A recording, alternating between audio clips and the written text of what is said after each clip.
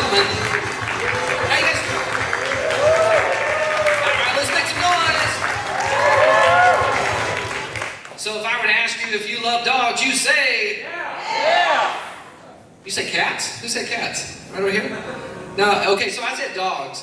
And I don't know if you guys picked up on this or not, but somebody said roll tide. That's what I heard. That's I said dogs, and they said roll tide. Go dogs. So, go dogs. Okay, all right. So where are my Georgia fans at? Okay. War Eagle. And roll tide. This is a very, very split. Okay, Georgia Tech. Florida Gators. All right. Well, there we go. Now, I know that some of you guys are probably looking at me right now, and you're probably wondering, why in the world am I wearing a jacket? All right. Yeah, this is my DJ jacket. Yeah, what's up? Yeah, I'm a DJ. Yeah, Okay, so here's the thing. I am a DJ, believe it or not. When I'm not telling jokes and I'm not acting, I'm also a DJ, but I get that a lot. You know, it's like, if they know, if somebody knows that I'm a DJ, they're like, yo, what's up? So you're a DJ? So, do you do the on the turntables? What is up with that? Like, if you're a dentist, do I go, oh, do you do that thing on somebody? Like, oh my goodness, it's crazy.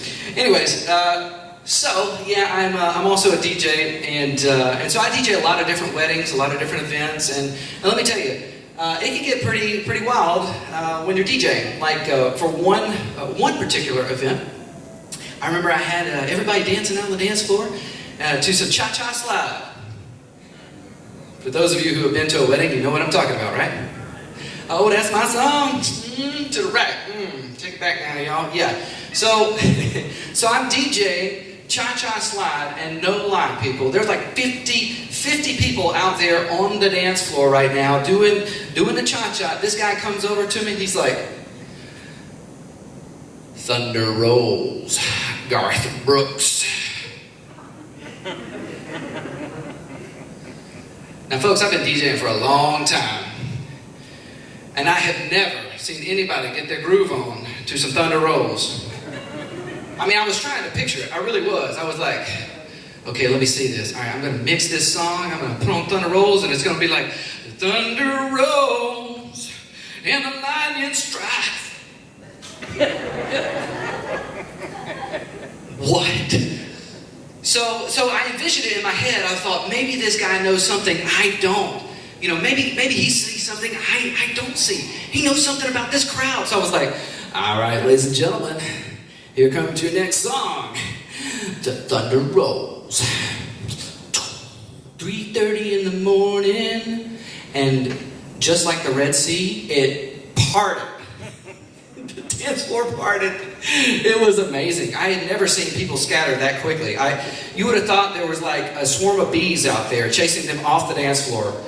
And I was like, oh my goodness. Okay, how am I going to get them back? Well, I'll tell you how you get them back, people. The electric slide. Oh yeah. Yeah, you know what I'm talking about, right? Is that your jam? She's like this. It's not my jam. What's your jam, ma'am? Jam, ma'am. Okay, sorry. I am not Dr. Seuss character. Okay, all right. So what is your jam? Oh, you watch it? Okay, all right. She watches everybody else jam. Oh, so you're one of those people that you're like, you go. So you're off to the side doing this? Okay, all right. So, all right. That's your jam right here. Okay, gotcha. It's like Hitch, right? The movie Hitch, you know? It's like, just stay like this? Okay, all right, gotcha. Sorry, we were just having a thing right here. My bad, guys. I know that there's like 75% of you is like, I don't know what you're talking about right now. Thunder Rolls. Okay, all right. So the same guy, no lie, they're out there doing the electric slide. The same guy comes over to me, and he goes, Garth Brooks, The River. I said, what's your name, sir? and he told me. So for that next track, I was like, all right, ladies and gentlemen, straight off the request line from John, it's The River. Everybody just did this. I kid you not. The guy who was requesting the songs, no lie, he was up against the wall like this. We're not at the Waffle House, people. Okay, this isn't a jukebox, all right, that you can... Anyways, all right, so is everybody having a good time? Yeah. Oh, my, yes, please make some noise for yourself. So do we have any Michael Jackson fans in here? Oh, my goodness. What in the world just happened there? Guys, can I just throw this to you? Oh, there we go. All right, thank you. So we got Michael Jackson fans. What's your, who did the hee? Oh, right here, Casey. Hey. Hey, Casey. So, what's your favorite Michael Jackson song? Billie Jean, I guess. I love that song. Billie Jean, I guess. No, I'm just kidding. I do that all the time with the kids. I'm so sorry. I'll say, what's your favorite song? Like, I don't know. I'm like, I love that song. I don't know. Okay, that's just around my house. I'm so sorry. I brought you guys into my world. I'm sorry, man. I'm sorry. And I know you were doing this. Oh, I like that song. Because you like to watch. All right, so... Anyway, so your favorite song is Billie Jean? Yeah, Billie Jean. Do you remember that song, Dad? Okay, all right. Well, let me remind you. Okay.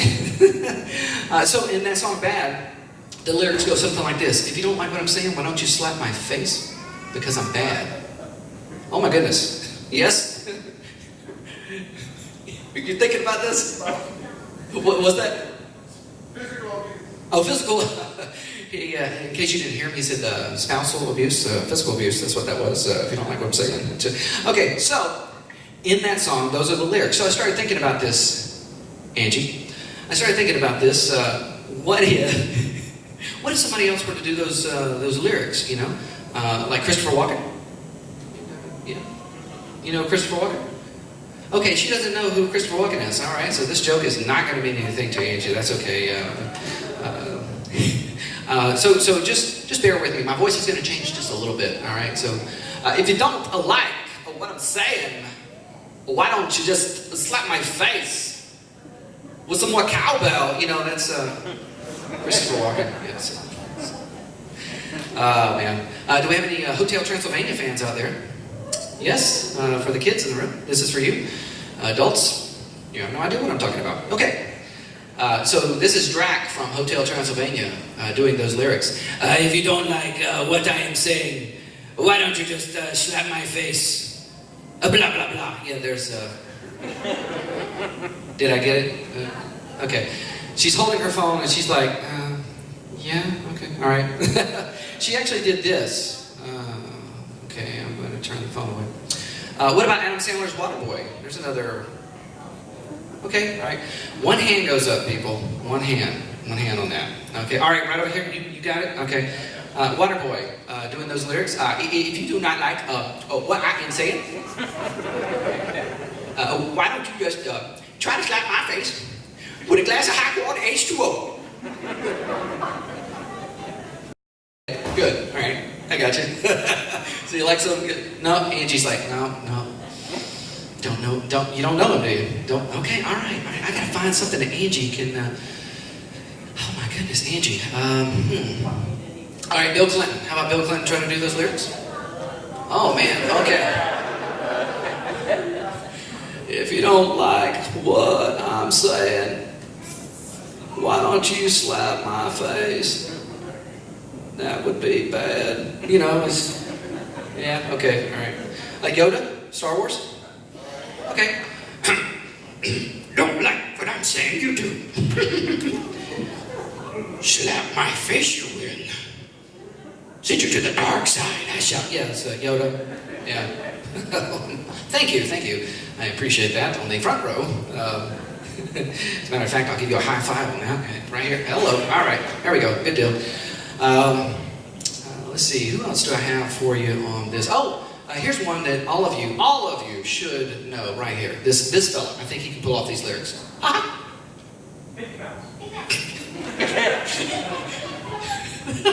That's the first time anybody's ever done that. Thank you. Who said that? Right here, the red hat. Go Dogs. Okay. If you don't like what I'm saying, why don't you slap my face? That would be magical. Yeah, there you go, Mickey Mouse. Okay. Oh my goodness, that was awesome. You guys are wonderful. Well, you want to keep this thing rolling? Yeah. I'd also like to send a shout out to CTV Beam. Thank you.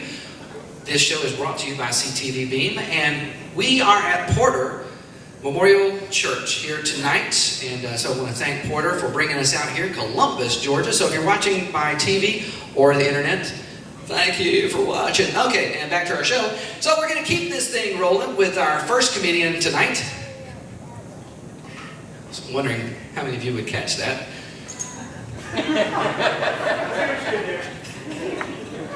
All right, so our first comedian tonight, all the way from Newnan, Georgia, my friend and soon to be yours, please welcome Mr. Timothy Bannister.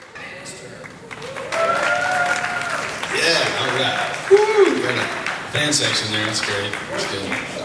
Pizza. Hey, what's that? Pizza party. All right, so you coming up to do some jokes too? I'm just kidding. Oh man, it's good to be back, and I hadn't been to Church of Scientology in a while, so it's good to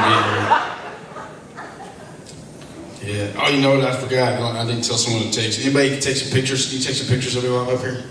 No, not you. Okay. I saw you with the camera. One of you guys. You can just take. No, you don't do a video. Just take a picture. I got to make sure my wife knows that I made it here tonight. I got to prove it to my wife that I came down to Columbus. So it's good to be here. It's good to be back. I guess I came a few weeks back. It's good to be here at Porter Memorial Church of Scientology. I do wonder about anybody for go to the Church of Scientology? Anybody? Do you have to wear a lab coat to church?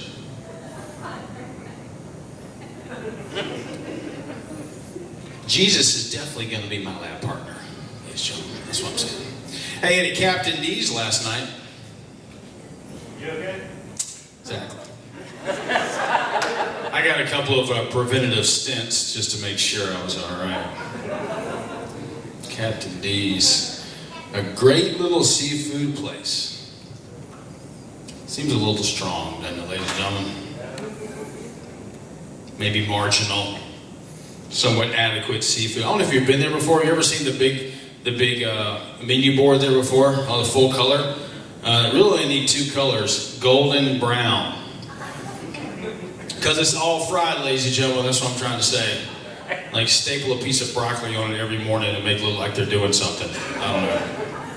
They tried to redo things there recently. I keep tripping over this cable, so if I fall, y'all can just laugh.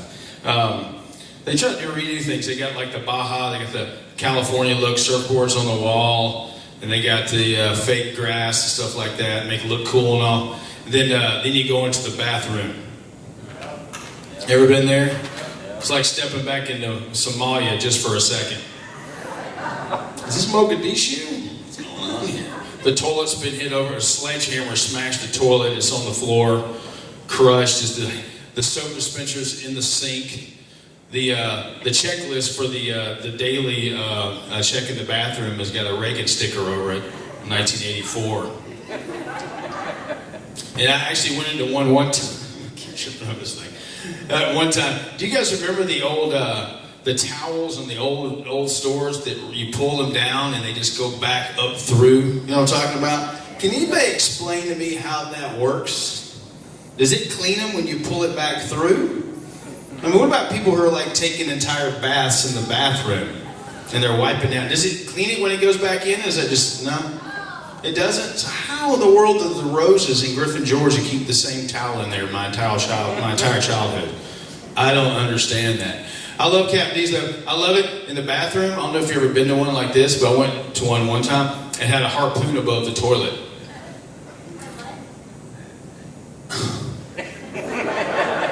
A harpoon. It's the thing you go. I don't know how many times I'm going to be doing any illegal whale hunting in the metropolitan Atlanta area, but just in case, I've got some there. I don't know if it's anything much worse for you than Captain D's. You guys ever been to Golden Corral?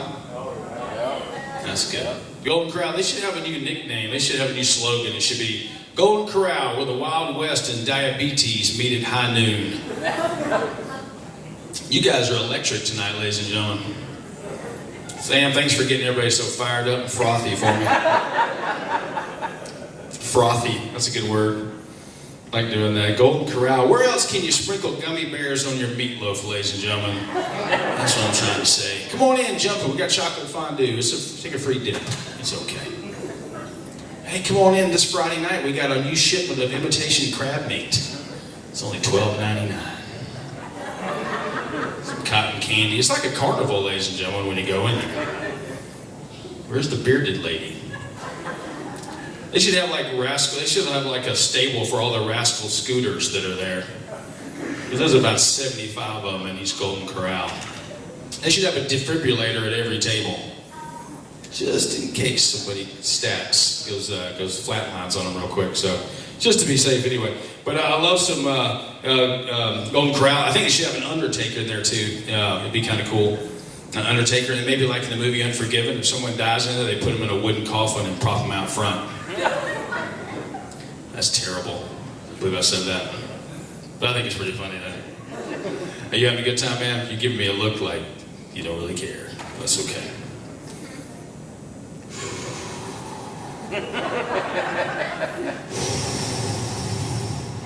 Got some good laughs out of that. That's a good sign. I like candy. I don't know if you guys have. You guys ever eaten an Almond Joy? Almond Joy is delicious, isn't it? Almond Joy's got nuts. Mounds don't. Perfect. You guys are good. That's great. I don't know if you've noticed, but Almond Joy has 2 tiny nuts on it. 2 tiny almonds. Sometimes there'll be a giant almond and they'll cut it in half. So essentially, Almond Joy got a nut and Mounds don't. So let the celebration begin, ladies and gentlemen. That's what I'm trying to say. The difference between Almond Joy and Mounds is an almond. One singular almond, typically. So that's the idea. So the folks that make that, who makes that? Who's that brand? Who makes that? They've been duping us all these years. I forget who it is. So was it Mars? I can't remember. It's one of those small. Well, not as big as that. Peter, Paul, and Mary or something. Peter and Paul, right? Peter, Mary, something like that. Yeah. Some folk group made them or something. I'm not sure what it was. Well, I made that one up, ad lib. Let's get laughing. Let me write that down. Pen here. Yeah, I just wonder, these guys that are older like me in your 40s, how did candy cigarettes get on the candy aisle? Somebody tell me that. How did the big cigarettes obviously have a lot of push, but how did they get that on the candy aisle? Oh, it's no big deal. We're just going to let them eat some candy. It's not like a cigarette. It doesn't look anything like it. Well, it pretty much does. And actually, it even added one extra thing. They added a little puff to it. We actually try it. Isn't that cool that they decided to do that for kids? I don't know about you guys, but every time I see a 12-year-old kid walking around smoking a cigarette, I'm thinking, he's going places. Great job. Great job, cigarette companies. I mean, they might as well just have like candy crack pipe in the Fun Dip. Look, Dad. It's the church. I can't say that's terrible. Look, Dad, I'm smoking crack like you. See, I knew it was going to fall flat, so that's before I even said it.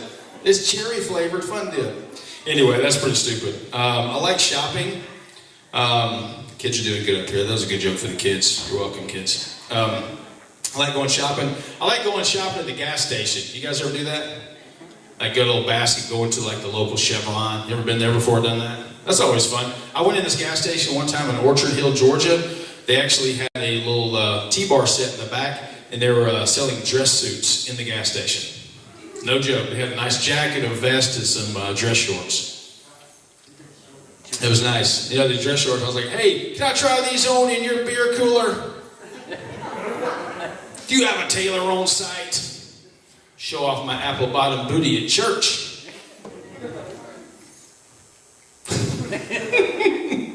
Like 3 people laughed in 3 seconds.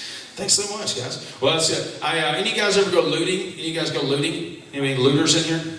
Why is it always, you always see about looting is when someone what are they doing? Celebrating the Super Bowl, right? I don't know if you noticed when Philadelphia, when they won the Super Bowl this past year, they had to what? They put grease on oil on all the poles, right?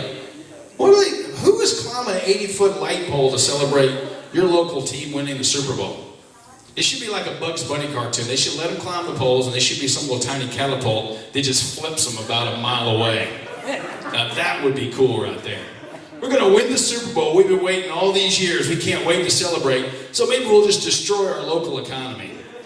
Maybe we can do that. That'd be great. They should just send them in a bus and send them over to New England and let them loot in their area instead of destroying their own place. You can't really do looting like that in the real world, can you? Other than winning a championship, right?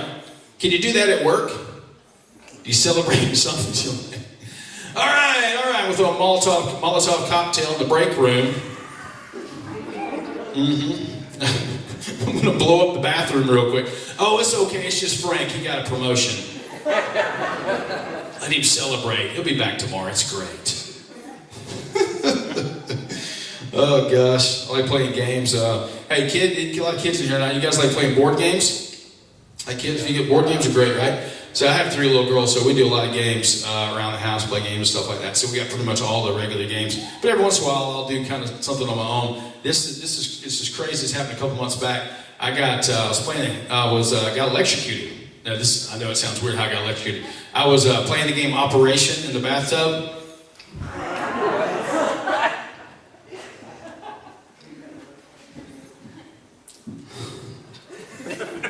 Tweezers got me, ladies and gentlemen.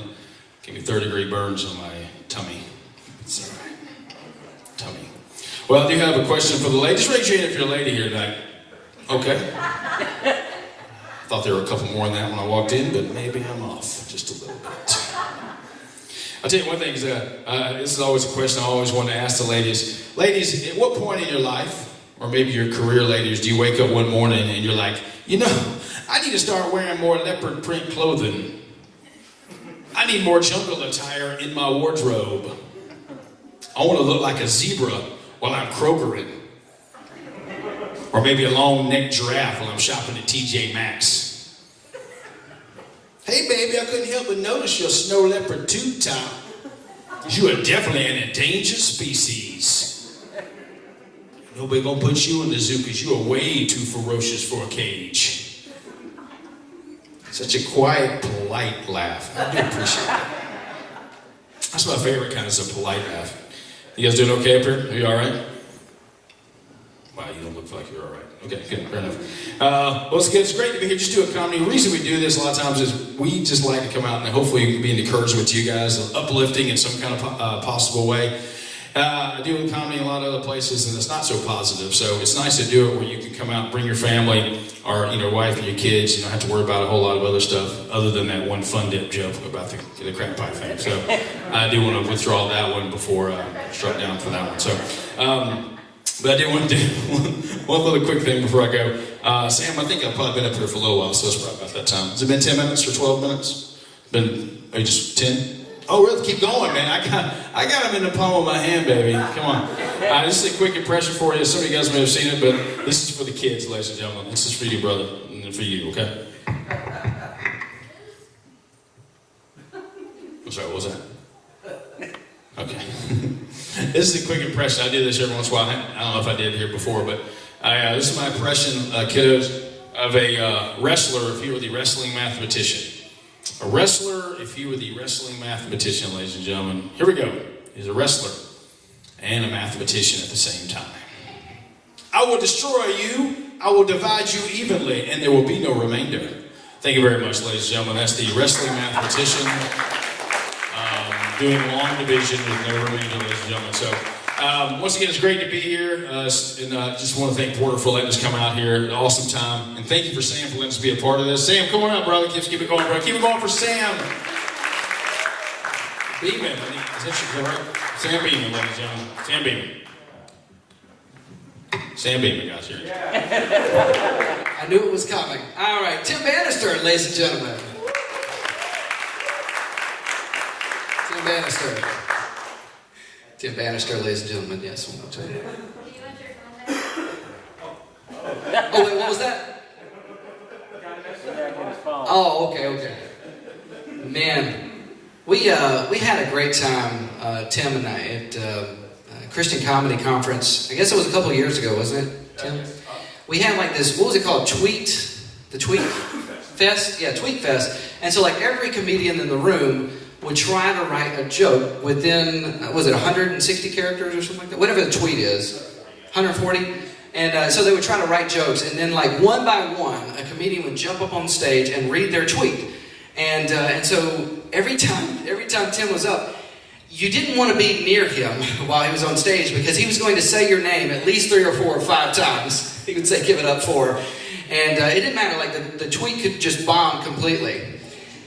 Yeah, and not yours. I'm talking about somebody else's. And so, anyways, it was a lot of fun. So, are you guys still having fun? Yeah. Okay, great. All right. Well, hey, you know, I started thinking about like, what if celebrities got different jobs? You know, a little bit obscure, Adam. I'm talking about like, what if Arnold Schwarzenegger had to get a job as a babysitter? Yes? He was a teacher? Yeah, well, there you go. Hey. So could you see what that interview process would be like? So, Mr. Schwarzenegger, tell us about your experience with children. Well, I was a kindergarten teacher once. Well, how would you handle the children if they got out of hand? It is very simple. If they go, na. I would look them in the beady little eyes, and I would say, be quiet! Okay, I don't know if that would work, but if that did not work, like what is something else that you could do? He said, oh yes, if they go, na, I would get down and look them in their beady little eyes, and I would say, if you don't stop crying, I will break the bone around your brain. Yeah, I don't know how long Schwarzenegger would be a babysitter. I'm sure that would be a fun job, though, for him. You know, because he could just start using lines from his previous movies, you know, all right, kids, go, get to the chopper, you know, like there's no chopper. What are you talking about? Go, do it now, you know, just kill me. Okay, all right, so, oh man, or what about Jack Nicholson? What if Jack Nicholson, yes? I heard something like over here somewhere. What if Jack Nicholson got a job as a preacher? Yeah. Did you see that? And he's like using lines from some of his previous movies.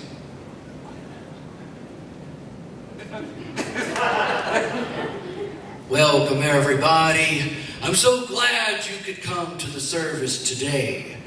Now before we start, I'm sure that some of you would like to get something off your chest. Maybe it's been on your bucket list.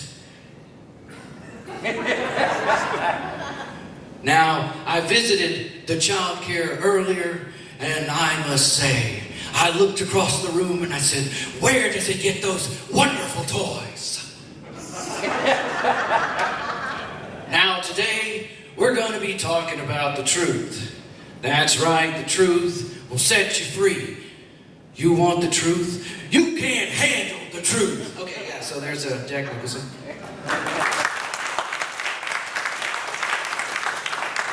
The other reason I can't be mad for too long, I usually can see the other person's side of things. I'm on customer service because our bill's too high. And evidently all they gotta do is give me an excuse. They have fees. That's what their excuse, fees. Oh, okay, yeah, I get that. Fees, yeah. Well, yeah, fees, sure, you gotta have fees. What are you gonna do about that? It's not like you can just hit a button and delete everything. A deleting button, so yeah, sorry I called and made such a fuss. Or if somebody cuts in front of me at the buffet, it's like, whoa there, fella, look at him go, man. He took all the ribs, every single one of them. He must be hungry. Man, wish I had a rib.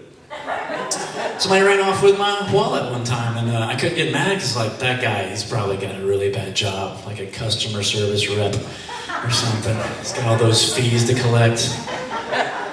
So I started wondering, do I experience a normal amount of outrage? Is this something, am I experiencing this healthy level? I mean, I read a lot I'll read a lot of internet, and I feel like, I may be repressing it. Maybe I'm not letting it out enough.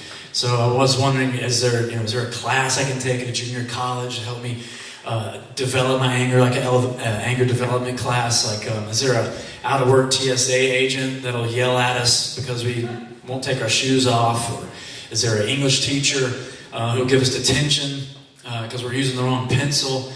Somebody who's been dedicating their entire life to honing their anger to, a razor-sharp edge. I couldn't find a class, but I did find a tutor. He's a younger guy. He's 28. His name's Brandon. And once a week, we meet at his favorite coffee shop / internet cafe / community garden / used bookstore and vape shop. And we take turns. Just venting our anger to one another. He fumes about the evils of capitalism, and then I complain that my wife doesn't let me watch what I want on Netflix. So he said, no, that's not right. So you go home. He gave me an assignment to go home and read the news and whatever headline really wants to make you put your fist through the screen. Come back and tell me. So I did. And when I found out that I'm a yellow in the which Starburst flavor you quiz on Facebook, everybody knows I'm a pink Starburst. And he was like, no, that's, let's try this. So we did a role play, and he said, I'll be evil Republican senator, and you just vent all of your political frustration out on me. So I said, okay, all right, I can do this. Listen, buddy, if we can't get some common sense legislation to allow for only one federal recipe for coleslaw. Because, one place is all sweet and the other place it's all vinegar, and some places put grapes in there. If I can't trust what I'm getting when I order coleslaw, I can't rest in this country. # one slaw to rule them all. Thank you guys. That's all my jokes. Appreciate it. All right, Juan DeLivo. Oh man, I'm not going to think of coleslaw the same now. It's, I'm going to be like, you're so right. They should have one recipe. Man, all right, so checking in with everybody. You doing good? Yeah. What was that? Oh, I thought you were going to sing a coleslaw song. Still working on it. Okay, great. You have a melody for that yet? You got to get a hook. Oh man. Wow. You probably don't know this about me, but I'm gonna be a little vulnerable here tonight. So back when I was younger, I wasn't cool.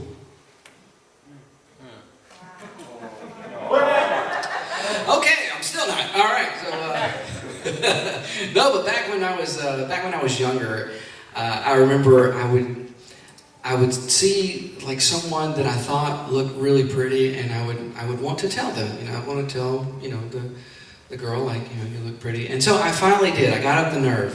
This was fourth grade, and there was a girl in my class, and I said, I almost went Yoda. Pretty are you? No, but I was like, hey, you're really pretty. And she looked at me and she said, your mom's really pretty.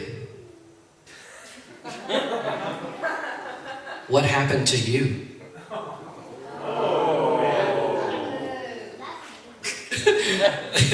I heard a boo from the back. All right, well, thank you. Yeah, but that happened to me, quite a bit.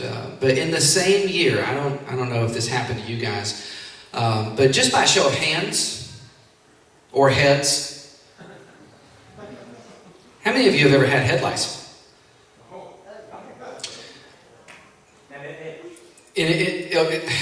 So how much hair do you have? How much hair do you have right now, Casey? Yeah. Okay, all right. So you've had head lice.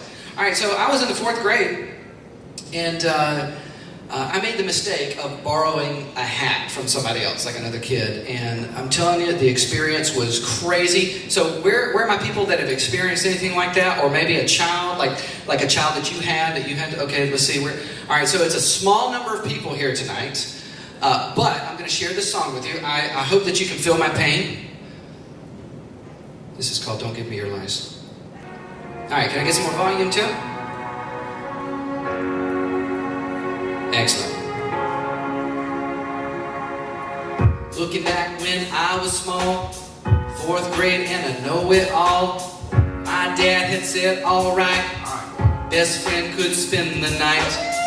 Touchdown on the Nintendo, the Transformers and G.I. Joe. Well, just then my heart did stop, things were crawling through my hair.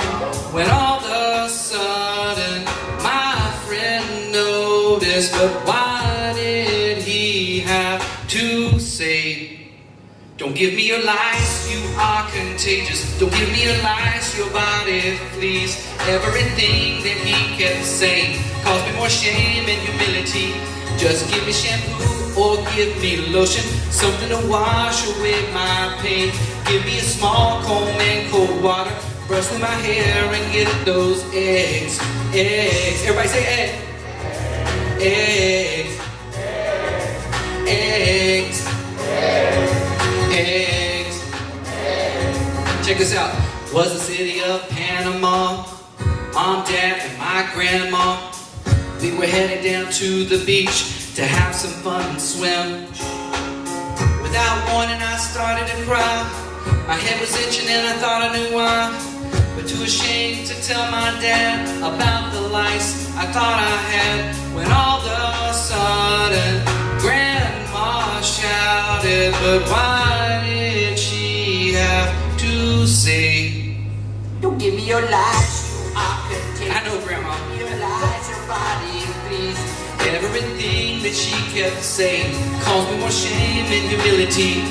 Just give me shampoo or give me lotion, something to wash away my pain. Need a small comb and cold water, brush through my hair and get those eggs. Eggs. Eggs. Eggs. Everybody, eggs. Now it burns every single time the shampoo gets in my eyes. Not to mention it really smells, it's like being washed with pesticide.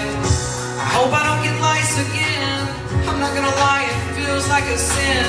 I just hope that Grandma doesn't say to me again, don't give me your lies, you are contagious. Don't give me your lies, your body flees. Everything that she kept saying caused me more shame and humility. Just give me shampoo or give me lotion, something to wash away my pain. Give me a small comb and cold water, brush through my hair and get those eggs. Don't give me your lies. Oh, don't give me your lies. There you go, Angie. Oh, don't give me your lies. Oh, nobody please. Oh, don't give me your lies. Oh, don't give me your lies. Don't give me your lies. Nobody please. Don't give me your lies, you are contagious. Don't give me your lies, your body please. Everything that they kept saying caused me more shame and humility. Just give me shampoo or give me lotion, something to wash away my pain. Give me a small comb and cold water, brush through my hair and get those eggs. Eggs. Everybody. Stay, but the lights can go. All right. Woo! Okay, yeah, thank you. Oh my goodness. We're going to bring up our next entertainer for the night. I've had the privilege of working with this young man several times. You probably have seen him locally on TV. Maybe you've seen him at a Lions game, maybe at a Cottonmouths game, or America's Got Talent. Please welcome the very talented Frankie Elliston.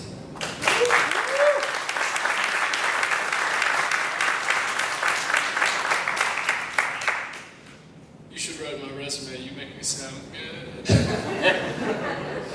Well, it is true. I represent a local dealership, Headquarter Nissan, and I'm also a magician. I was on America's Most Talented.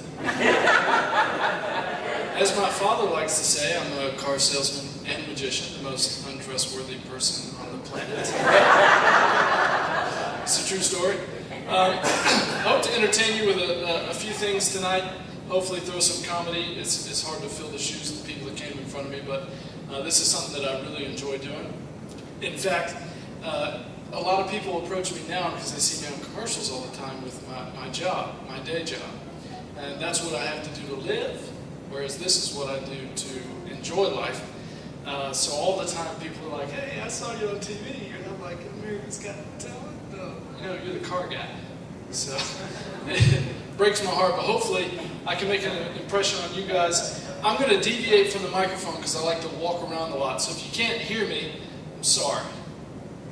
Just kidding, I'll talk loud. Let me know if you can't hear me. But I do need a volunteer for this first trick. You guys are willing. This is going to make it more fun for me. I got to check out who we got here. This is my guy right here in the red. Come on upstage. What's your name, sir? Wes. Wes. Everybody give Wes a round of applause. Wes, get out right there. Step forward just a little bit. That's good. And chill. I'll be right there. I'm bringing you a chair. This way you'll be comfortable because this is going to be painful and fun. All right, Wes. Brought a little prop for me.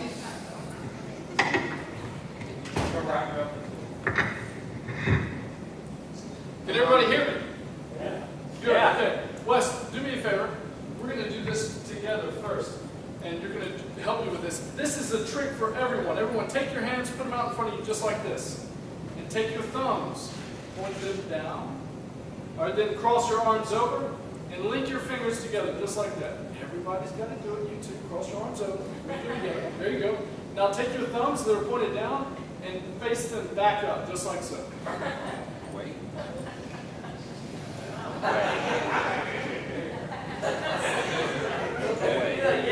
Even though I've done this a time or two, I thought Wes had it and I chose the wrong guy. Just kidding. So Wes, I want you to do the same thing. Wes, take your hands, put them out like this, but make fists this time. This is just Wes. Okay. You have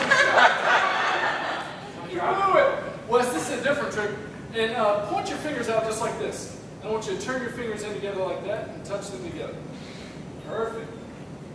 You've become useful. Raise that right here, Wes. Lower that just a little bit. Wes, we're going to do like an eye game, okay? Can everybody hear me okay? Yeah. All right, excellent. Now, Wes, I'm going to take a little bit of this toilet paper, and I'm going to make a ball. And your job is to tell me which hand the ball's in. Okay? Okay? We'll go slow at first. Left, right, left, right. Can everybody see that? And you got to tell me which hand it's in. Wes, which hand? Left or right? Right. This one? Now I got it. Look at that. And I even went slow. Here, we'll slow it down even more. Wes, you were supposed to get that. Left, right. Left, right. Wes, which hand? Left. Yeah, you got it. Give it a run. If I go fast, like left, right, left, right, left, right, which hand's in it now? Left. I went fast in the guy. Give him another round of applause. So you got the hang of the game. Now I'll make it more difficult. We'll go left, right, left, right. We'll do what's called a crisscross move. Which hand's in it now? Right. There we go. All right, now wrote down. No more messing around. We'll do left, right, left, right. Do the crisscross move. Which hand's in it? Left. No, it's not the left. And it's not the right. It's okay. We'll start over. The big ball should be easier to follow. We're going to go like this size. It's just about this size, okay? So if I go left, right, you'll know which hand it's in, right? Can you see it at all? No. You can't see the ball? No. So you don't know which hand it's in? No. Okay, cool. So we'll start over. We'll go left, right, do the crisscross. Which hand is it in? Behind me. Shut up. If we place this ball right here, okay, in this hand, we go left, right. I'm going to place that right on your shoulder, okay? We'll take this ball right here. Check this out. Okay, now you have a hard job to do. Because what I'm going to do is I'm going to place one ball in one hand, and then the ball on your shoulder in the other, okay? We'll place that right there on your hand. We'll place this ball in that hand. This one is going to stay close in this hand. And what you'll watch is something called a jump, okay? Because before it went over your head, this time it went through your head. See? Just through your head like that. It went from that hand to this hand. Oh. See? Just like that. Give Wes a round of applause.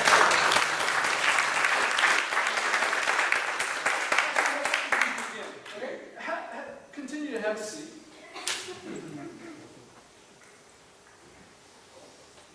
Now Wes is sharp.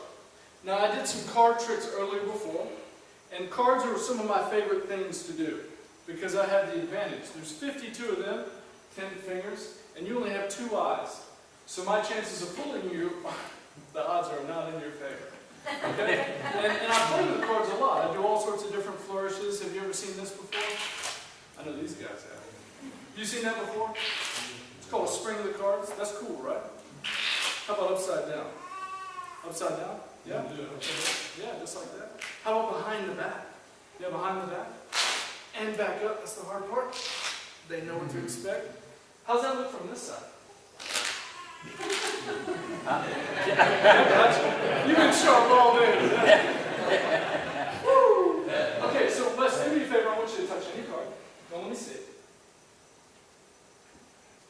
All right, pull the card out. All right, keep it a secret. Don't let me see it.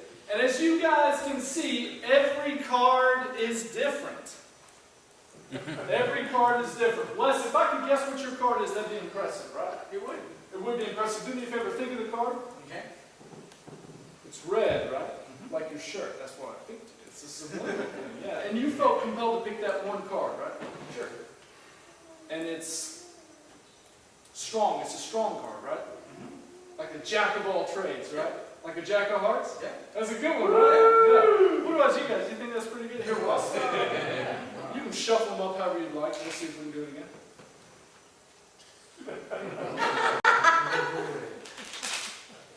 All right, Wes, I'm going to try the same thing. Just touch any card you'd like. Sure.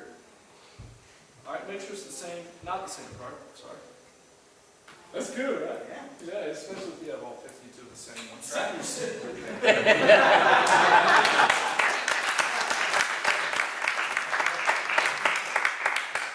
That trick's expensive because you got to buy 52 decks. But now I have 51 more. I can sell them. Sheldon, Frankie, nice to meet you. Sheldon, face the audience for me. I brought something with me, Sheldon. Another card trick. This is a jumbo pack of cards so everybody can see. Sheldon, I'm going to give you half the pack. Okay? Now, it's very difficult to show. Don't sit on that. It's okay. You want a stool? I can give you a stool. Actually, let's stand up for this one. Sheldon, you're out of control. Here's what we're going to do. So, you can look through the cards. You can notice that they're all different. Okay? They're not all Jack of Hearts. Wes? Appreciate that. Yeah, no problem. These actually are different. They're kind of hard to go through, but Sheldon, I want you to try and just shuffle them like this. You can mix them up like that. That's not too bad, right?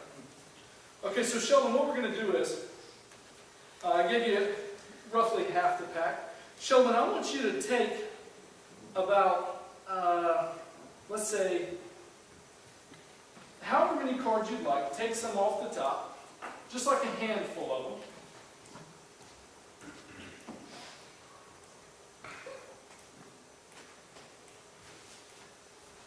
Excellent. And sir, I want you to keep these in your hand for me. Alright? So you got a random amount, right? I'm going to do the same thing. Here's what I'm going to do with mine. I'm going to turn mine upside down, like this. And I'm going to place them on top of your pack. Get your thumb up over there. Excellent. Now give me your cards that you selected. And those are upside down as well. And I'm going to place them on top of mine. And I want you to just mix them up. So we're mixing face up and a face down cards. A random amount that you selected, a random amount that I selected, a random amount that you began with, the same here. All right, we're going to do the same thing, Sheldon. I want you to pick up however many cards you want off the top. And I want you to flip them upside down. Nope, place those on mine. Upside down, perfect. And I'll place mine upside down on yours. And do the same thing, mix them up, face up, and then face down. You want to go again, Sheldon, or are you good? I'm good. You're sure? Okay, so we've mixed a random amount of cards, face up and a face down, from your pack and my pack. You know what? Just for good measure, let's do it one last time. I'm going to pick some up off the top, flip them upside down. I want you to do the same. Flip them upside down. Place them on mine. I'll place these on yours. And you can show everybody that they're upside down, face up, face down. And just mix them up like before, Sheldon. Perfect. Keep mixing them. And let me know when you're ready.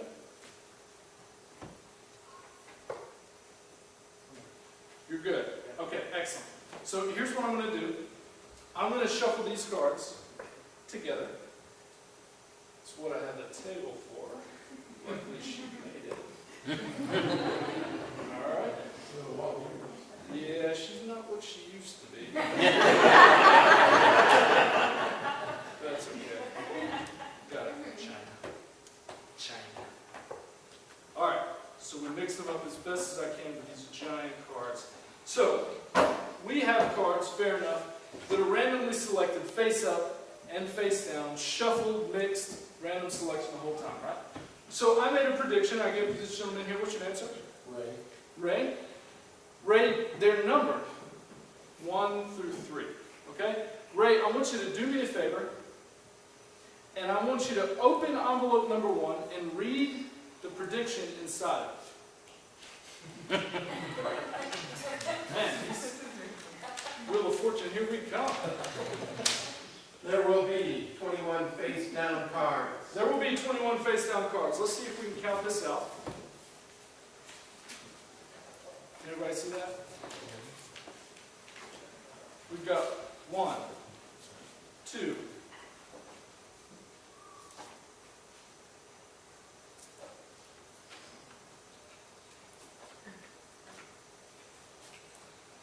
3, 4, 5, 6, 7.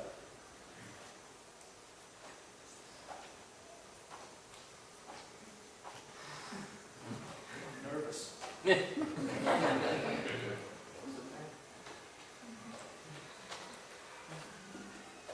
hope there's a big bang coming out.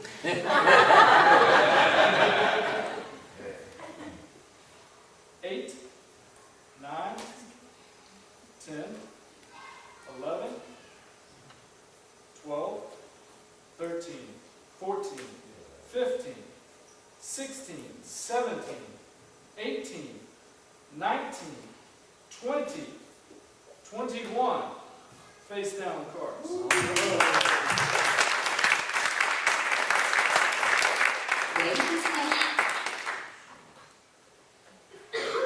Now there's a second envelope. If you'll do me a favor, open up the second envelope, pull out what's inside, and read it for me.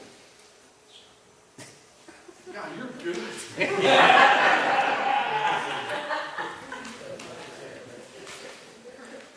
There will be 10 red cards. There will be 10 red cards. Let's see how we fare on that front.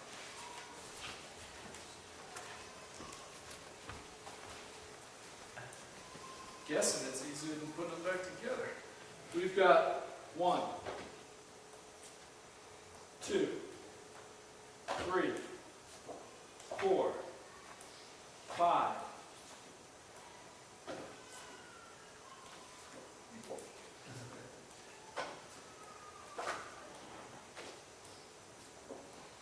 Nervous again.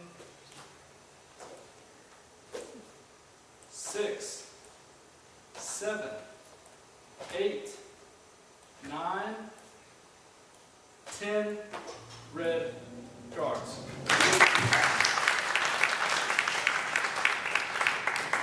There's another prediction in envelope number 3. Pull out of those. Open it up, read it out loud. All of the black cards will be clubs. And if you look at all of the black cards, show everyone, every last black card is a club.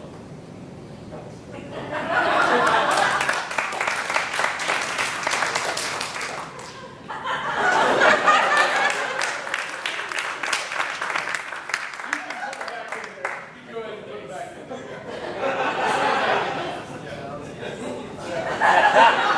Except for those.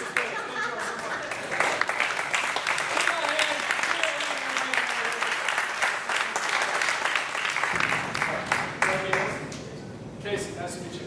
Casey, you have a very important job in front of you, okay? Here lies 5 cups on a stool. Under each cup is something, okay? okay? These little wooden pegs, okay? You can pick them up, take a look at them, little wooden pegs. Under one cup is something unique, and that's a wooden peg with a giant metal spike attached to it. All right? Hold out your foot, let's demonstrate how strong. He's tough. Pick the right. Okay, so here's what we're going to do. Remind me again, I'm sorry. Casey in the sunshine. Casey in the sunshine. Now, Casey, do me a favor. I want you to number the cups 1 through 5. Okay? I'll turn around while you do it. You can number them however you want, but each cup should have a different number between 1 and 5. Let me turn around while you do it. And y'all can give some suspenseful, like, drum roll or something.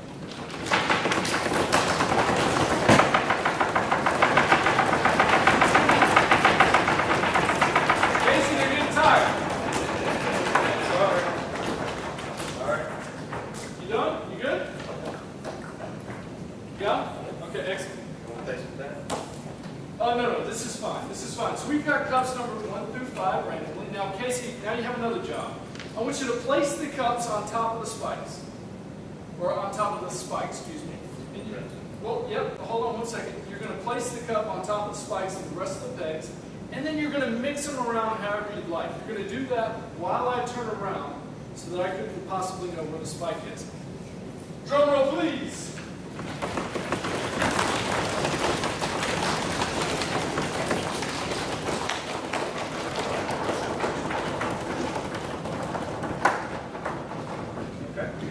Good.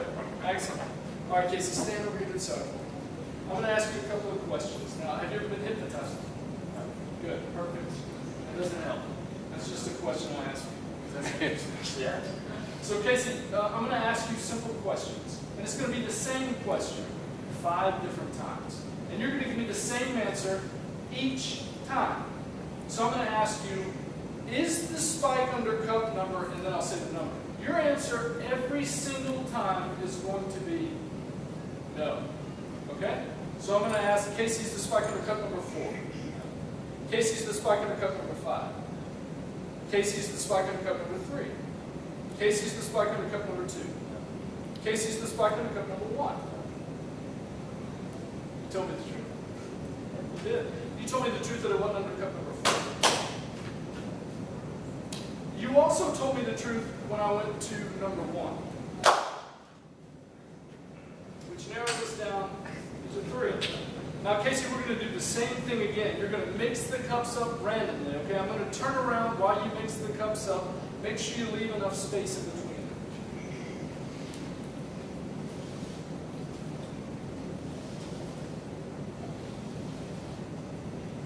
Okay? All right. So the rules change a little bit. This time I'm going to ask you the same question, but you're going to give me a different answer, which means you're going to tell me yes. Okay, so if I ask you if the spike's under cup number 2, you're going to say. If the spike's under cup number 3, you're going to say. And if the spike's under cup number 5, you're going to say. Okay, so you lied to me. And you lied about cup number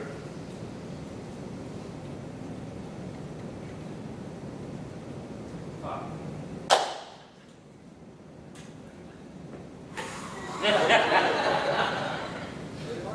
It's good in there. Spread them out again, mix them up everyone.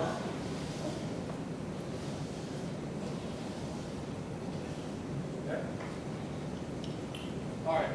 So I'm just going to ask you the numbers now. You've got to pay attention to me. Cup number 3. Cup number 2. Cup number 3. Cup number 2. Cup number 3. Yes. Cup number 2. You're out of control now.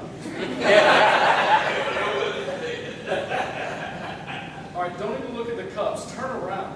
Okay? Cup number 3, cup number 2. Excellent. You can turn back around.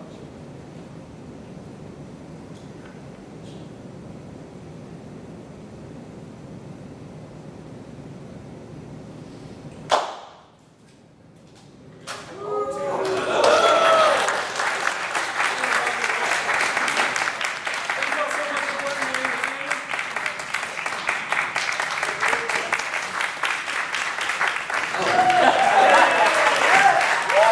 All right, Frankie Ellison, ladies and gentlemen. earlier when I was asking Crystal, I asked you if you sang and everything, and so I used to do a little bit of singing. Tim, would you mind taking this real quick?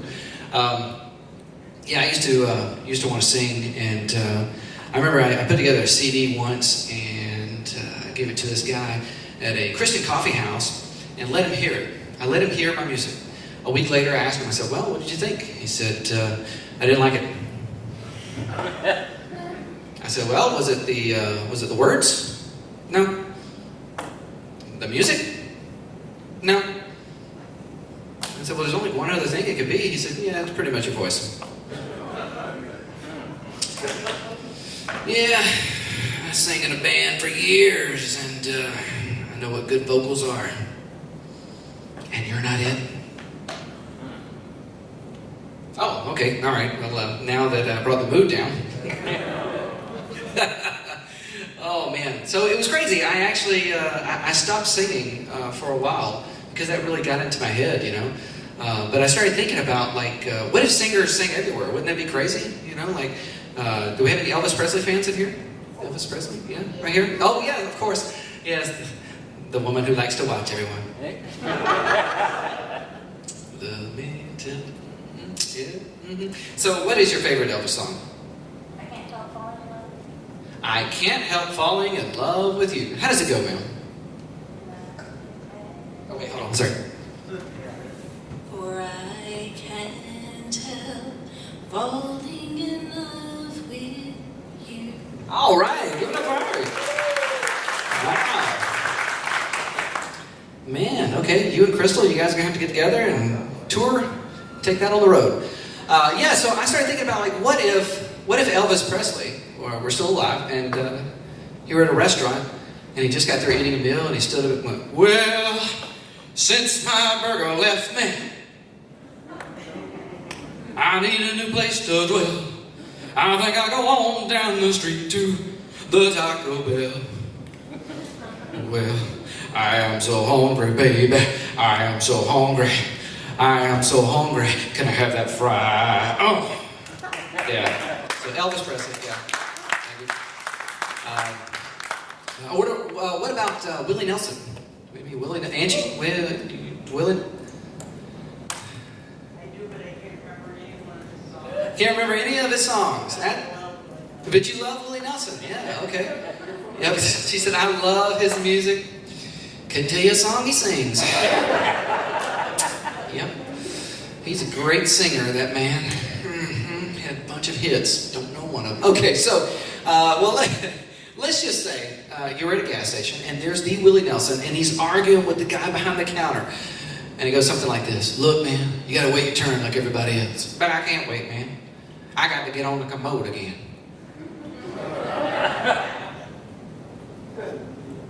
Because I just can't wait to get on the commode again.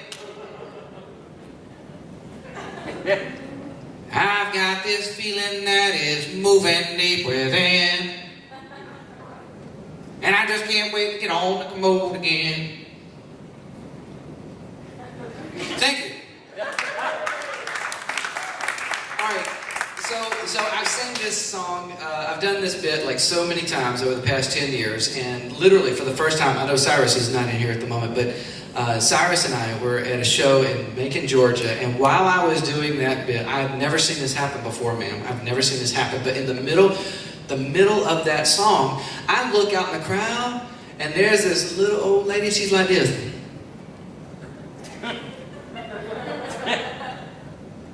I stopped. I went, ma'am, I'm going to get to you. So right after I stopped singing, I went up to her and I said, ma'am, we all want to know, why did you have your hands in the air? I mean, I have never seen anybody get into the presence of Jesus during that song. What was going through your head? She said, well, when you had to hold it for a while, you praise the Lord when you get on that commode again. Thank you, Jesus. I'm not even kidding. Just Tim Bannister, ladies and gentlemen.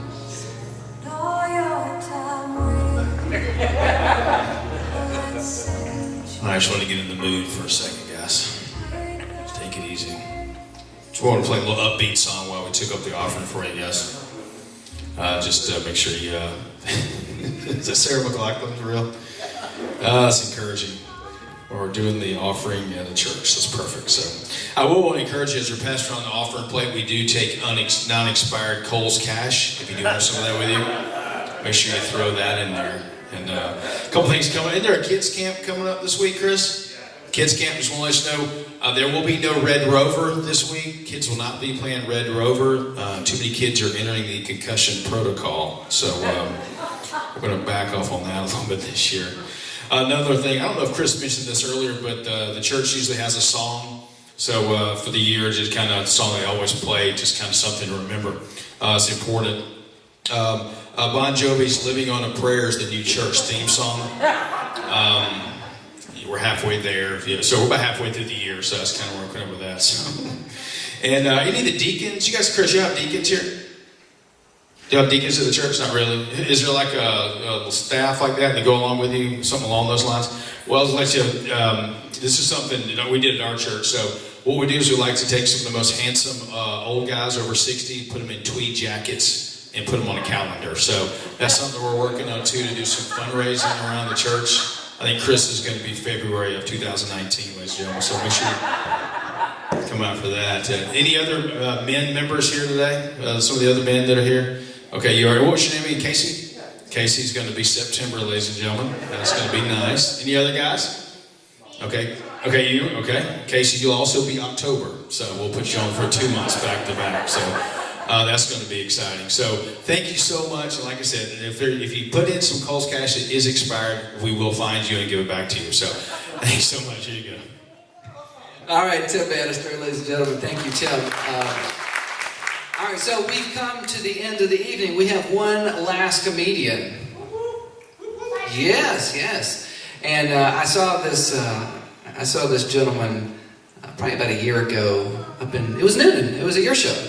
Yeah, for the first time, and I was absolutely blown away. I don't want to give too much information on him because I don't want to let the cat out of the bag. But how many of you guys have seen Cyrus before? All right. He's from Savannah. He's moved to Atlanta, and he does comedy all over this great country. Please welcome Mr. Cyrus Steele.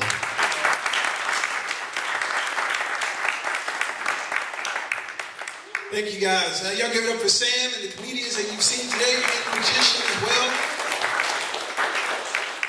I actually just heard a little kid say, I want to go home. I'm going to try to keep it brief. I don't know who the baby is. I'm going to try to keep it brief. But yes, I am from Savannah, Georgia. And I noticed, like a lot of people tell me that they notice I don't have an accent. You know, being from Savannah, Georgia, I do not have an accent. People say, your face doesn't match your voice. I'm like, well, you know, your face doesn't match the girl that you're dating. Your face doesn't match the girl that you're dating. I'm not going to take that. But yeah, like I noticed that as well. I try to use it to my advantage, particularly during job situations. When I was trying to work in the corporate world, I would use that to my advantage. When they would interview me over the phone, they'd be like, Mr. Steele, why do you think you're qualified for this job? And I would try to match his voice, be like, well, I think the cardiovascular system of the tetrionus is really a proponent of the economics of the acquisition of Lessie versus Ferguson. And then usually like they would hang up the phone, but I felt like I made a good impression for the job. And of course, I know we just celebrated our Father's Day. Can we give it up for the fathers in the house? Yes, Father's Day is one of the greatest holidays for fathers. It's the only one that we have because, let's face it, Mother's Day is better. Yes. If we're being honest, Mother's Day is better. Mother's Day was like a TV show. If it was a TV show, Mother's Day would be the equivalent of the Oscars, the Academy Awards. Like, what is she wearing? Who is she wearing?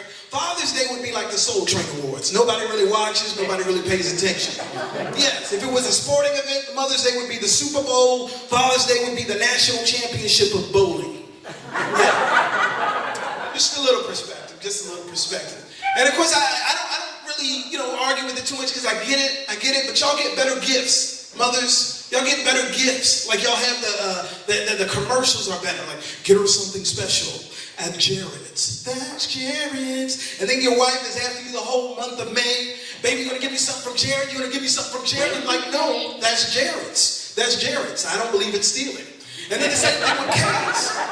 Kay's Jewelers is the same thing. They're like, oh, know every kiss begins with? Not if you're dating me. If you date me, every kiss begins with Walmart, sir. Every kiss begins with Walmart. I know you were thinking about it. Yeah, sometimes if I'm really struggling, every kiss begins with I got you next week. I got you next week. It just depends. It just depends on how things are going. Yeah, but I get it because mothers, you guys carry the child in the womb. You bring the child into the world. I get it. I get it. That's why you guys get the best gifts. But I'm saying we help too. As fathers, we do our job too. Men, it's okay. You don't have to look at her. Just look at me. I know some of you are wanting to say this. We do help. Like before you even have the baby, we try to help. You know, we become life coaches when women get pregnant. We become like, because we have to remind them that they're beautiful, that they're wonderful. But then you women, you do some stuff that's a little crazy. Like you try to wear that dress that you could barely fit in before you got pregnant. Now you're 5 months pregnant, talking about, baby, how does this look? How does this look, man? How does this look? And we try to say stuff because we don't want you to kill us. We try to say stuff very diplomatic, like, it looks better on you than me. It looks better on you than me. And women become very millennial-like because everything offends them.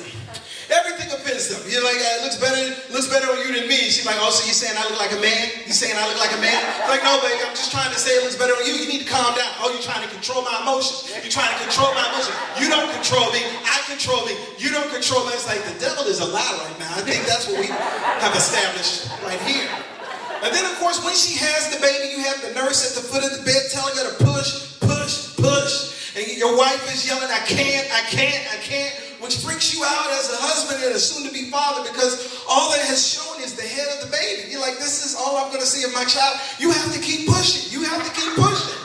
And then the nurse is like, you have to go encourage her. You have to tell her to push. You got to encourage her. And I'm like, do you see her face right now? This is going to be like negotiating with Kim Jong-un right now. I got to go over here and try to tell her, babe, just keep pushing, baby. We're a team. You got this. You got this. We're a team. She's like, oh, really? Then how come I feel like LeBron James right now? I'm doing all the work, everybody's just standing around. I think that's why Father's Day is not as good. It's not as good. But yeah, like I noticed, like with a lot of church, I do a lot of church events, and a lot of times they'll have people bring stuff from home. And I'm kind of glad that you guys did not decide to do that tonight because there are some people, I just want to let you know, again, you know, you don't have to look at them, but some people in the church can't cook. Somewhere in this area, the Spirit is telling me, yeah, maybe nobody told you, but some of you need to start bringing stuff to the potlucks because you're killing people. You're killing people. And if you don't know if it's you, I can give you some hints. Like if you notice your food leaves the same way that it came, that's probably not a good sign. Just trying to help somebody. Yeah, and I also think service, you know, the Bible says Jesus called us to be a servant. You know, that's the greatest thing that we can be as a servant. So I believe service can help you actually have a better experience at a restaurant. You know, it depends. Like you can be at a 5-star restaurant. It can make and break your whole experience if you have bad service. Am I right, sir? That's right. I just keep coming to you, sir. How are you? You doing okay? Yeah, I'm talking to you. I think he thinks I'm looking at somebody, but I am talking to you, sir. Get nothing. Okay, we'll come back to you later. But yeah, service makes everything. Like if I had my say-so and who could serve me, like my favorite server would be Will Smith. I would love for Will Smith to be my waiter because like, I don't know if you follow him on social media, I do. Every little thing excites Will Smith. Butterflies, birds. Like I can see myself at a restaurant like, hey, is it Will? Can you tell me about the soup du jour, sir? Can you tell me about the soup du jour? And Will would be like, yo, like the soup du jour, it's like amazing, you know what I'm saying? It's like, woo! You know what I'm saying? It's like, calm down, sir, calm down. It's not that serious. But yeah, like I think another one, since we're in church, another one of my favorite services would be Bishop T.D. Jakes. Yeah, is there something you're familiar with? Yeah, I would love because Bishop would make you feel like no matter what you order, it's an amazing meal. Yeah, you'd be like, I'll just have a biscuit and water. Like, get ready. God is going to do something amazing with your biscuit. God is going to do something amazing with your biscuit. Be on the phone like, girl, Bishop T.D. Jakes just told me the Holy Spirit is in my biscuit. Yes. I would love Joel Osteen as a waiter too.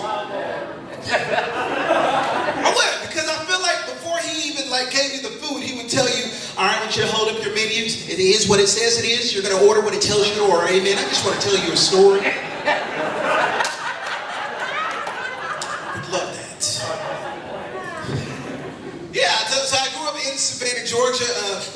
friends will ask me a lot of times, Cyrus, you ever get worried about hurricanes when you go to visit Savannah, Georgia?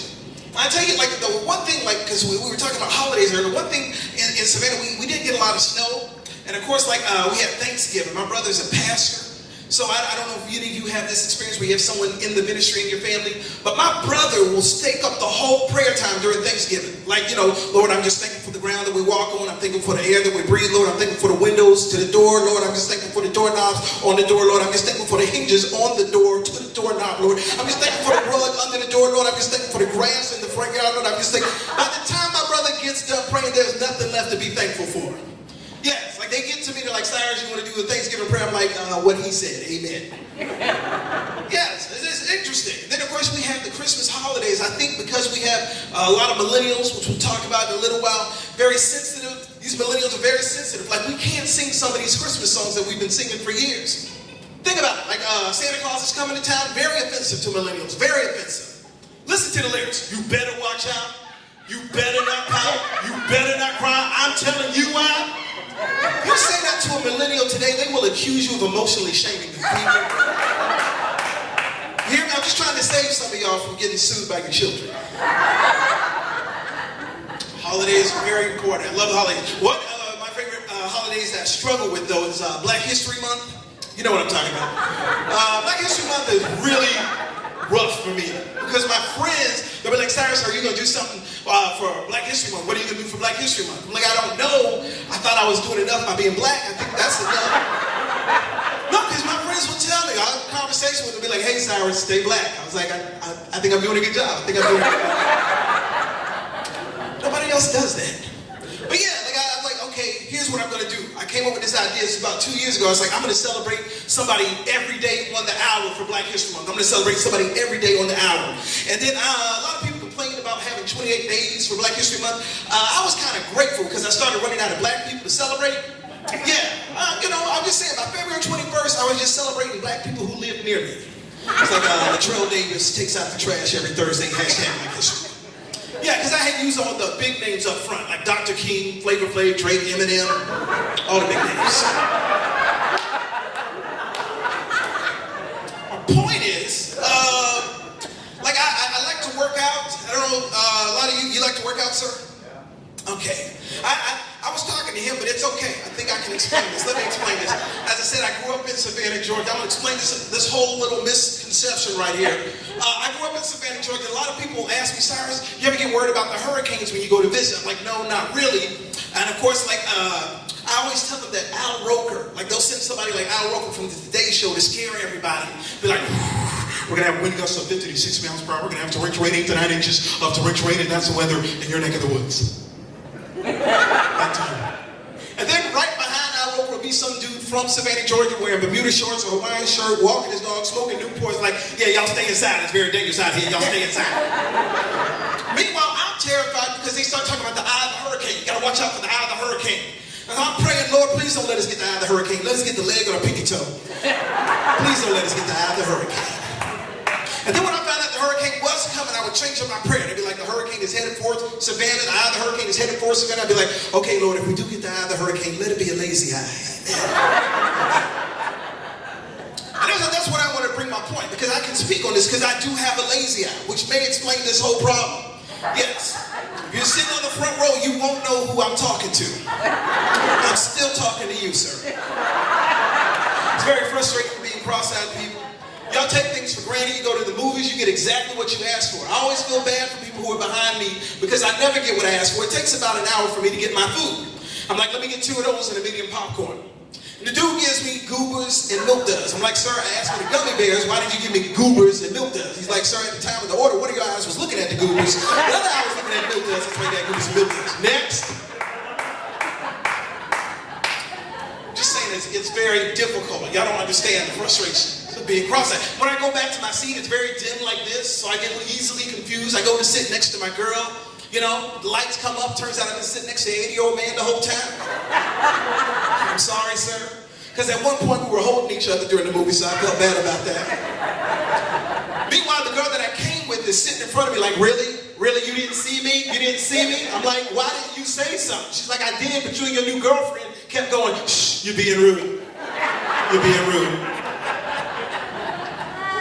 didn't know that was you. So now he keeps calling. I don't know what to do about that. It's just awkward. But yeah, found out I was a middle child also. We have any middle children in the audience? Okay, they let you sit up front. That's nice. Usually they have us in the back. I found out I was a middle child during a hurricane, actually. Yes, we were evacuating the city of Savannah. My mom realized that she forgot to get drinks. And out of 5 kids, she yells out, Cyrus, go get drinks. Cyrus, go get drinks. You understand what that did to my self-esteem, my sense of self-worth? Because basically in that moment, my mom was saying, if I have to lose one child, I choose you. Messes with you a little bit, you know? This messes with you. But yeah, I do try to work out, you know, and of course, like I go to the gym, do a lot of cardio, and my friends, you know, they try to encourage me, but I don't know how many of you guys are still stuck with your New Year's resolution, but I've kind of come to a New Year's compromise as opposed to a resolution. Just, you know, I try to go, but I don't go, but I try to go. Just me, okay. Yeah, I'll do like a little cardio, do 10 minutes of running, and then this dude I call the late bloomer. We'll start at the same time. But he always starts a little later because he spends most of his time just stretching, talking about, I gotta stretch my glutes. Hold on, I'll be with you in a second. I gotta stretch my glutes. 15 minutes pass by, I'm running, I look over, this dude is still stretching. Hang on one second, I gotta stretch my glutes. I gotta stretch my glutes. 20 minutes pass by, I look over, this dude is doing neck rolls. I gotta stretch my glutes. I gotta stretch my glutes. I'm like, where are your glutes exactly? I didn't know they could shift like that, sir. And then of course, like they have this dude. I don't know if you've ever seen this. What is this? Who is this person? Like you're just taking up space in the gym. What does this do exactly? Like this is like a silent protest with no poster. Gym lives matter. Gym lives matter. And then of course they have the gym separated into 2 categories. You got people doing cardio and people trying to kill themselves, aka weightlifters. Yes, this is the closest you will hear a man sound like he's having a baby. Veins are popping out of every place. You want to help him, like, hey, why don't you put that down for you hurt yourself or something drops? I feel like I should put a bucket behind you just in case. They don't hear you because it's 2 people on either side and they're talking about, come on, you got this, just go all the way, go all the way. Then he throws it down. Then they look at me like, hey, little man, you want to get down on this? You want to get down on this? I'm like, you know what? I got to stretch my glutes.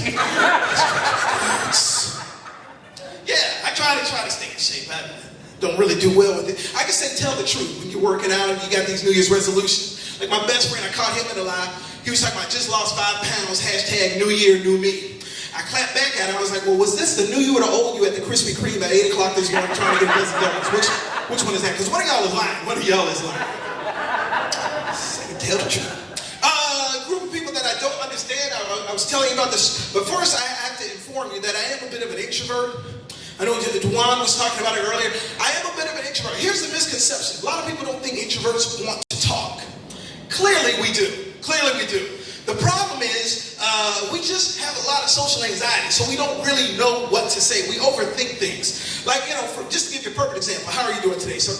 Doing well, thank you. I'm already exhausted. So what I'm saying is, like, we don't have a lot to say. The problem with being an introvert is, like, people expect you to say a lot. I think it all started when they would sit you in a group and they would say, why don't you tell us a little bit about yourself? That makes an introvert very nervous. You know, that's a lot of information. And I get, you know, in my mind, I'm like a conspiracy theory person. I'm like, the government is trying to figure out what I'm doing right now. What should I say? What should I say? And then, of course, like you get older, now they have this thing called Facebook Live. I see a lot of people on Facebook Live and it worries me, like you're letting a lot of people into your life. That's a lot of attention that you're asking for that you probably don't want. Because I see these ladies, they'll be selling the jewelry, you know, with the paparazzi, like, this is item B16, it's $14.95. Meanwhile, there's like a naked baby walking behind her, and you're like, I feel like you should put some clothes on that baby, man. And then, of course, like, she's still trying to sell it, you know. Yeah, this, you can wear this anywhere, it has matching earrings. And then you hear off camera a child yelling, Mom, when are we going to eat? Oh my gosh, when are we going to eat, Mom? We will eat when I tell you, Connor. We will eat when I tell you. I'm so sick of you and I'm sick of you. I am so sick of you. Anyway, this is $14.95. It's item B16. I just feel like I should call defense right now. But yeah, like it's very, very difficult as you try to navigate in the world of extroverts because some of y'all are a little too extra. Like just because I'm in the bathroom next to you and you hear noise from my stall, that is not an invitation to start a conversation. Yeah, because it gets very, very awkward when you're like, how about this weather we're having? I'm sorry, I said, how about this weather we're having. Sir, I'm not going to talk to you and your gas at the same time. One of you is going to have to quiet down. It's very awkward is all I'm saying. It's very awkward, people. My friends will be like, Cyrus, well, what if I'm stuck on the side of the road? Or what if I need help studying for an exam? You're not going to help me because you're an introvert? I'm like, no, if you need help for an exam, I'm there. If you need help studying, I'm there. But like if your child is growing his or her third tooth, I'm probably not the person to call. Yeah, if you call me talking about, hey Cyrus, little Marcus just grew his third tooth. Isn't that amazing? Isn't that amazing? I'm going to focus on that word amazing and go off. Just be like, you know what's amazing is that the sun rises and the sun sets like clockwork every day. That's amazing. That's amazing. You know what's amazing is that the earth spins and tilts on its own axis every day and we don't even feel it. That's amazing. You know what's amazing is that the Atlanta Falcons blew a 28-3 lead in the last Super Bowl. That's amazing. Usually they hang up after that. I know people get very offensive with the whole sports thing and everything. I didn't have a dog in the fight. You know, shout out to Michael Vick. Too soon. Too soon.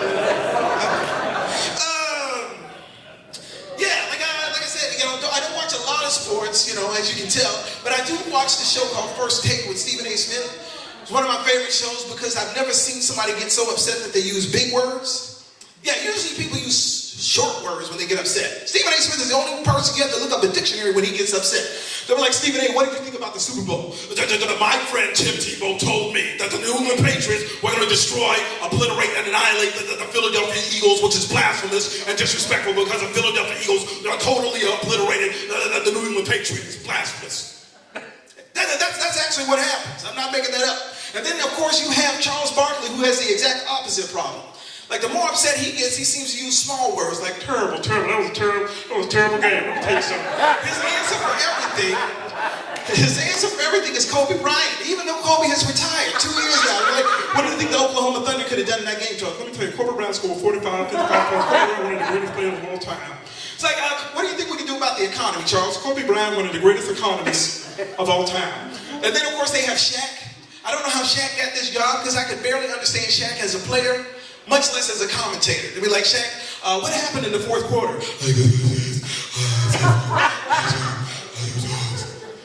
What? Like, I have to turn on my subtitles, and then they say Shaq is an undercover cop in Miami. 7'1", he's an undercover cop. Like, who is he fooling? Who is he fooling? And by the way, if you don't know if it's Shaq, if this ever happens to you, 7'1" dude that looks like Shaq, and you can't tell, ask him to shoot a free throw. If he makes it in, that's probably not Shaq. That's probably not Shaq. If you didn't get that, you probably haven't seen Shaq shoot a free throw. But yeah, like I try to keep up with sports and everything, and then I'm really horrible with directions. My friends, you know, will always tease me about that because even coming here, like I'm in somebody's backyard. I don't know who. I don't.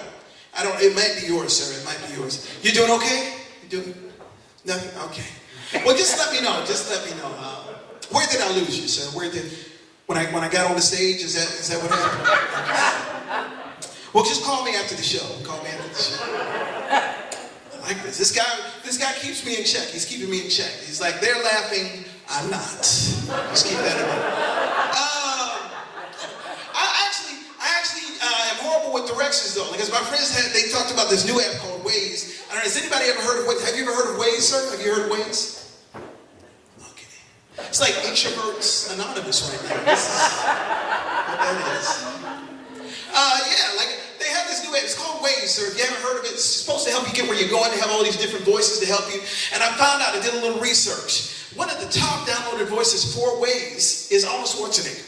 Now, Sam was talking about it earlier.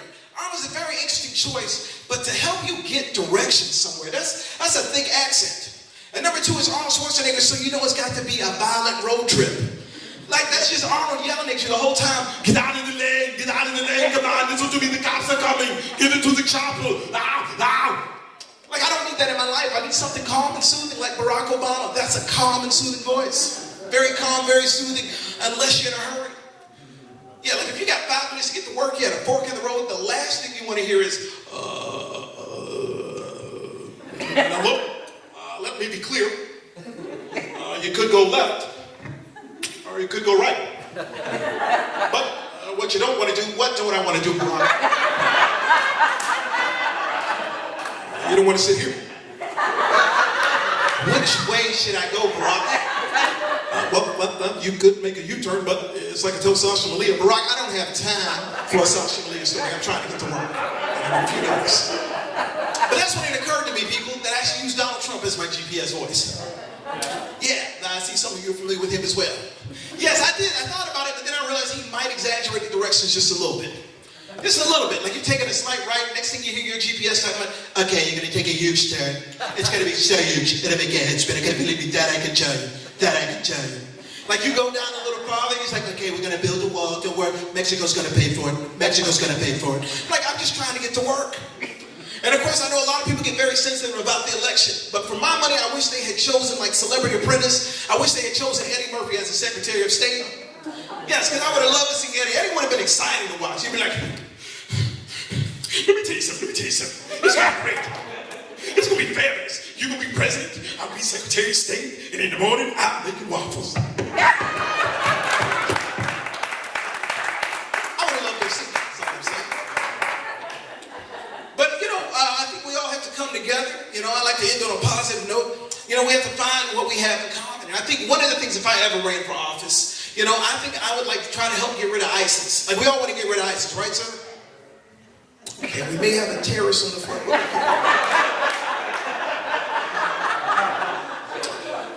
Drive safely. I think we all want to get rid of ISIS. So here's my plan on how to get rid of ISIS. I say we start letting Liam Neeson answer the phones when we do the hostage negotiations. Because Liam will be on the phone with ISIS like, listen to me. I don't have any money. But what I do have is a certain set of skills that may prove themselves very dangerous for someone like you. What's that? Yes, I can also save you 15% by switching to Geico. If that doesn't work, I say we let him have Peter Griffin from the Family Guy show, just to annoy ISIS. Be like, hey, Peter Griffin here. I wish one of you guys to reboot my computer. We are not tech support. We are ISIS. Do not call it again. Easy there. Maybe got off to the wrong stack. Maybe I should have started with an ISIS breakup. You see what I did there? Hello? Yeah, hello. And if all else fails, I say we let him have Jerry Seinfeld, just to annoy them with questions. Be like, hey, what's going on? Who wants to deal with ISIS? Who are these people? Taliban, that's a scary name. Al-Qaeda, that's a scary name. ISIS is basically the word is twice. Who came up with that? Were there a bunch of guys sitting around going, hey, the name of our group is this, and some guy was like, that's it, that's the name of our group is this. The worst case scenario, I say we let him have Chris Rock, because Chris would be like, everybody's talking about ISIS. Oh Lord, what is that gonna do? ISIS gonna get me, what is that gonna do? Hey, is it just me? Is it just me? Or does ISIS sound like Ebonics? Like ISIS gonna be good today. ISIS gonna be good. Sounds like a line from the movie The Help. ISIS good, ISIS kind, ISIS purdy. I'm sorry, Chris Rock offended you. I apologize for that. Sam told me to do it. But as I said, I'd like to end on a positive note. One of my heroes is Dr. King, and I'll close with this. My friends saw this movie Selma like years ago. If you haven't seen it, great movie. But they were like, man, it had to be a lot of pressure to be Dr. King. I was like, I feel like it had to be a lot of pressure to be the son or daughter of Dr. Martin Luther King. They're like, why do you say that? I was like, well, imagine if you had cleaned your room all week, and Mr. I Have a Dream walked in and said, now I came in here on Monday, told you to clean your room, came in here on Tuesday, Wednesday, and Thursday, and still your room was a mess. Friday and Saturday rolled by, but today is Sunday, the Lord's day, and I brought my belt to help speed up that day when all of your toys, the black toys and the white toys, the blue toys and the yellow toys, can join hands in singing the words of that old toy spiritual. Clean at last, clean at last. Thank God Almighty, we are clean at last. Thank y'all so much. Have a great night. Thank you. Give it up for Sam. You're welcome, Cyrus Steele, ladies and gentlemen. All right, well, I believe we're coming to a close on this comedy show. Have you guys had a great time tonight? We thank you for coming out tonight on behalf of myself and all the comedians here, Juwan, Tim, Frankie, and Cyrus. Guys, if you'd like to come up for one last time, just come on up here to the stage, and we'll let everybody give you a round of applause here real quick. Yeah, you can. All right, so let's make some noise here for all of these wonderful guys here. And I've been been your host, Sam Beeman. Thank you again, CTV Beam. We really appreciate it. Good night.